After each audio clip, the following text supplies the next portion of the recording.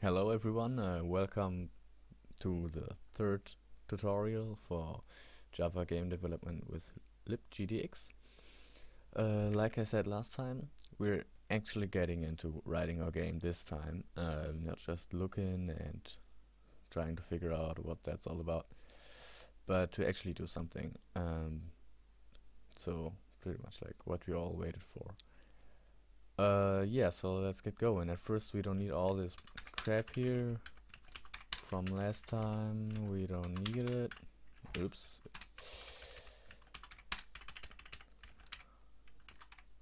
Isn't that interesting to watch me delete these lines? So, um, one more shortcut. You see this import up there? It's not needed anymore. That's why it's like underlined yellow. And if we do Control Shift O, it just organizes our imports, meaning import what we need and delete the imports that we don't need anymore. So, what is the first thing that actually is there in a game? Well, usually you got like a splash screen, just showing a window that's showing the name of the game, and that's pretty much it. Um, Therefore, I made. Oops, no, let's take the awesome background. Come on, let's take the awesome background. Yeah. Therefore, I made this very, very awesome splash screen. I know it's just amazing. And we'll just put that into our assets folder. Yep, copy.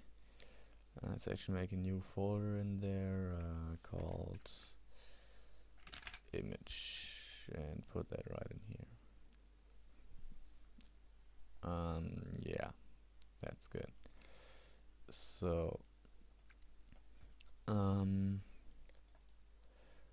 yeah, what we need now is, I mean, we could do it just like that it shows it in here, but we could also do it the awesome way. And the awesome way is that we at first go in here and make a new package. net.netfan.screens dot blackpoint2.screens, and inside there we make a new class which will be called splash. And we wanna, well, no, we'll just do that usually like that. So the splash class is gonna implement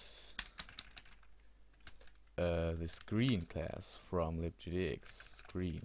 There we go. This is what we need. And then we can do control 1, which will give us this add implemented methods. And now I love doing this. Not I don't want all these to-do comments in here. I know that they're alright. So now this just gives us the ability to organize everything way better. I mean, without this it would be nearly impossible to write a game. So what we want to happen when our game starts is to tell it to switch the screen, but to make that possible we actually have to change something here. The application listener does not have this screen support and everything. It's just basic application. But if we just extend the game class from libgdx, which we'll just import, we have that support. We now have all the same methods. Because the game class, if you can just see that, implements the application listener as well. But what it does, it calls all these methods on the current screen. So that is basically the basic game functionality. But to make that happen, we have to call the super method, which, in case you didn't know, super just refers to whatever this class extends.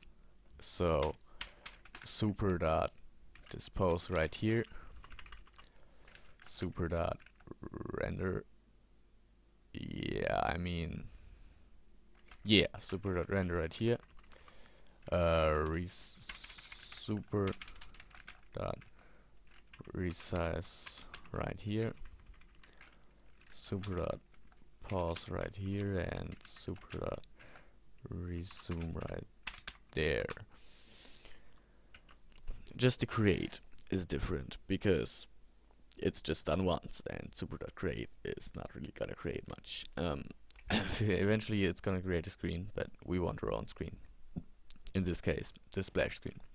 So what we have to do now is set the screen to a new splash. And that's actually about it. Now we can go to the splash again and start writing our splash screen. So what we want the splash screen to do is to actually fade the picture in and out again. So obviously we need the picture. We can use a sprite for that. Let's actually do that. Sprite, like splash sprite or something. I don't really. Let's actually just call it splash. It's so simple in the screen. A sprite, when we're going to create it, takes a texture. So splash equals new sprite, and it takes a texture that we'll call splash texture. That doesn't exist yet, but that doesn't matter. Texture equals new texture. And let's do a little bit about files. You see we've got file handle file here. That's the usual way that is used most common. And we can just say gdx dot files dot. Now we have internal. This is read-only files that are included in the jar that we deploy. Then you have external, which is like on your Android device the SD card or something. But these are going to be you can write on these files, and they're not in the jar. That's actually what external means. Absolute is you just give the whole path, like c/user/ whatever, and that's actually all you really need. So we would usually just do internal image splash .png. The internal files begin here in the assets folder, that image splash png. But the texture has a special constructor just for us, which is a string internal path. As the name says, it's nothing else than gdx.files.internal. So we just say image splash.png, and it's totally the same. Oopsala, I forgot that this is called splash texture. So there we have that. Now, to draw the texture, the sprite on, we need something like a paper. We can't just draw on nothing. So we create one, and that's called a SpriteBatch.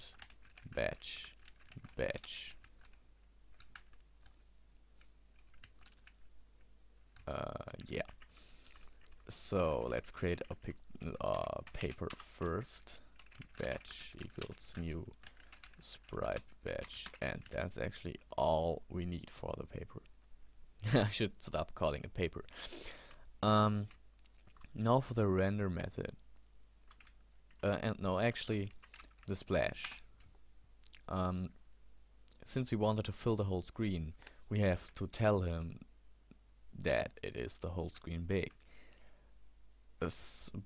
Well, in this case we wouldn't even have to, because the splash actual image is already as big as we set the you know, the window.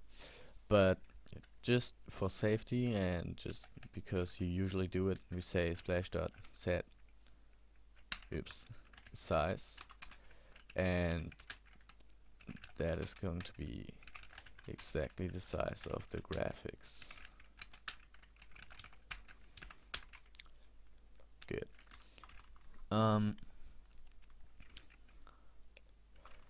Yeah, now we can go to the render method.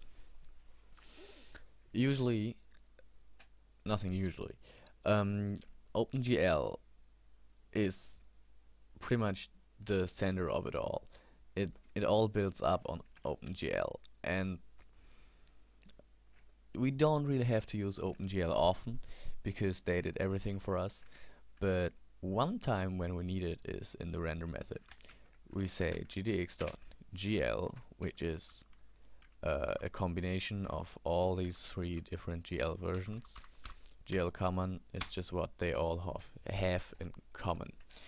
Dot GL clear color 0001, which is black, and 1 is the opacity. gdx.gl.gl clear, and then we just say gl20.gl color buffer bit. That's really all we need to know about OpenGL for now. This pretty much sets the color that we want to clear with, but here we really clear with it. This is setting, this is doing. In OpenGL it's this way. That's because of OpenGL being made like exactly for the graphics card, and stuff seems to be different on there. Now, to draw something on the paper, we have to open the paper. So, well, that's a bad example, but just call batch.begin and batch.end. We have to do it, otherwise we'll get an error. So now we can tell the splash to draw itself on the SpriteBatch, which is just called batch in our case. So why doesn't it just call it batch? Just like that. So now we can go back into our main class, start, and there we are. And it draws the the splash. I know it looked differently before when I showed it to you, but that was not a white background, it was just transparent. And now we have the transparent on the black background, which makes it look like this. Yeah, it's actually kind of cool, but nothing special. So, alright, my time is over. As you can see, I definitely have to go to bed, and I'm not concentrating anymore, and the screen recorder just records 15 minutes and they're soon over. So I guess I'll just show you how to make the image fade in and fade out the next episode. That's actually pretty damn cool. We used the tween library there, and it's just so powerful and so simple to use. It's just amazing. But anyway, next episode will be awesome, and yeah, have a good day, whatever. Thanks for watching and come back. See you next time.